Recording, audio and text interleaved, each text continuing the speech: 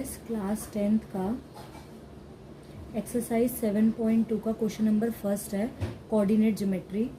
Find the coordinates of the point in this ratio.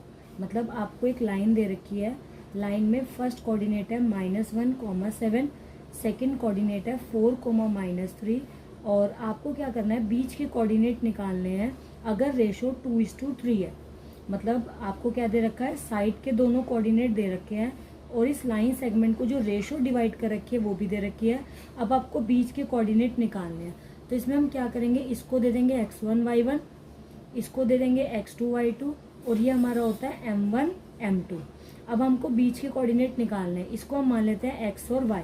तो formula इसको निकालने का, पहले x निकालने का फॉर्मूला है x1 m2 plus m1 x2 upon में m1 प्लस m2।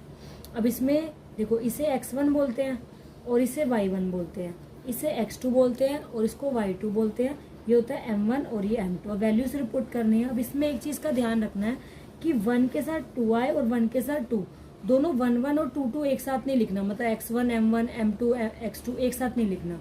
तो पहले x1 की वैल्यू देखो क्या है, -1 और m2 की वैल्यू कितनी थी, 3। फिर m1 की वैल्यू कितनी थी, 2 और x2 की वैल्यू कितनी थी, 4 और अपॉन में m1 प्लस m2 तो 2 प्लस 3।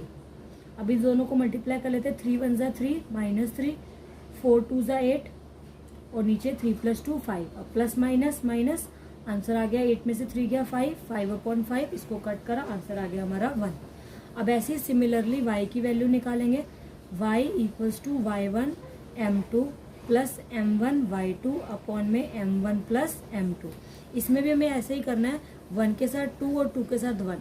अब देखो, सबसे पहले y1 की वैल्यू क्या थी, 7, m2 की वैल्यू कितनी थी, यहाँ पे थी m2 3 प्लस m1 की वैल्यू कितनी थी, 2 और y2 की वैल्यू कितनी थी, -3 अपॉन में m1 प्लस m2 तो 2 + 3।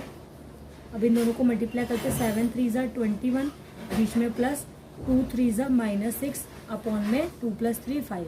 अब प्लस माइनस माइनस, तो 21 में 6 गया अपॉन में 5। अब 21 में से 6 गया, 5 आएगा, 5/5 कट करके 3। तो y का कोऑर्डिनेट कितना आ गया, 3। अब x का कोऑर्डिनेट आया था 1, y का आ गया 3, तो कोऑर्डिनेट हो गया 1 और 3। ये हमारा आंसर हो गया।